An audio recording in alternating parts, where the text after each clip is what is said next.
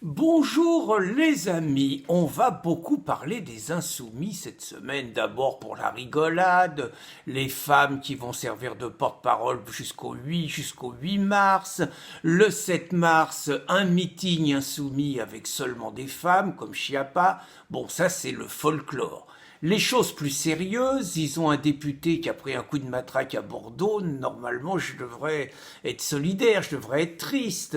Et puis ils ont Mélenchon, Corbière, Quatennens, qui vont être convoqués à la brigade de répression de la délinquance à la personne, je connais, moi j'ai déjà été interrogé une dizaine de fois là-bas, bah eux ils vont faire un peu leur expérience, suite à la perquisition qu'ils ont subie, perquisition qui entre nous, et là Mélenchon a raison, est un véritable coup de police politique. 100 policiers, 15 lieux différents, perquisitions, tout le matériel piqué. Je sais ce qu'on peut ressentir, ça m'est arrivé. Moi, j'avais 3 policiers autour de moi, mais c'est très désagréable. Et très franchement, même chose, je devrais être solidaire de Mélenchon sur quelque chose comme ça, mais j'y arrive pas.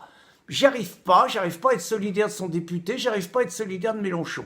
Alors pour plusieurs raisons que j'ai essayé d'analyser, peut-être déjà parce que quand Marine Le Pen et Fillon ont subi exactement le même sort de la part de la police politique socialiste et qu'ils se sont pris des perquisitions, non seulement il n'y a pas eu un mot de Mélenchon, mais il s'est permis de dire qu'il fallait que la justice républicaine passe. Par contre, quand ça lui tombe dessus, il pleure et il crie au cou monté, il explique que la République c'est lui et il explique que sa personne est intouchable, ce qui n'est pas tellement républicain. Mais surtout, moi ce que je vois, c'est que si Mélenchon était au pouvoir, je pense que pour l'opposition, ce serait encore pire qu'avec Macron et je vais essayer de l'expliquer. Tout simplement parce que Mélenchon est quand même cet homme qui demandait la dissolution du Front National dans les années 95, alors qu'il faisait 20%. C'est lui et ses militants qui multiplient les pressions pour faire interdire ou pour mettre le bazar à chaque fois qu'il y a une initiative patriote ou identitaire qui lui déplaît.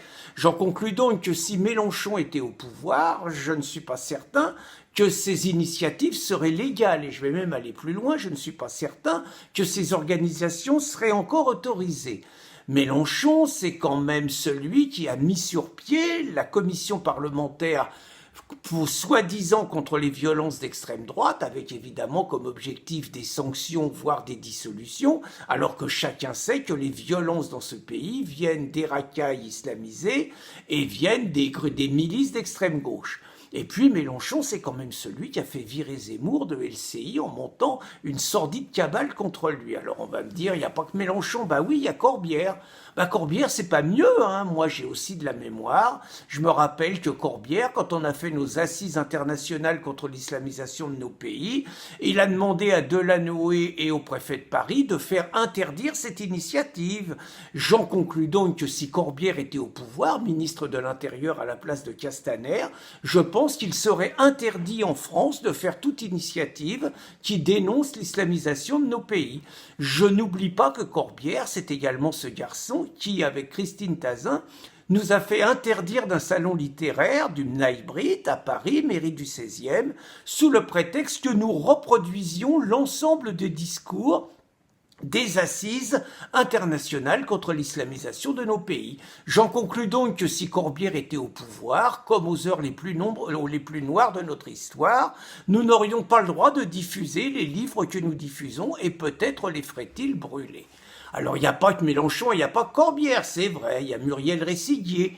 Muriel Réciguier, elle préside la commission parlementaire contre les violences d'extrême droite et elle demande la dissolution de la Ligue du Midi. Et je crois savoir qu'elle veut également me faire convoquer ainsi que Christine Tazin.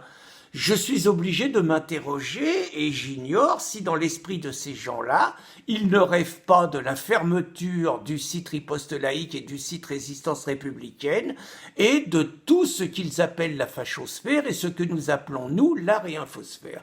Je suis obligé de me souvenir que Mélenchon et toute son équipe ont soutenu des régimes qui n'ont pas fait énormément de cadeaux aux opposants, c'est le moins qu'on puisse dire.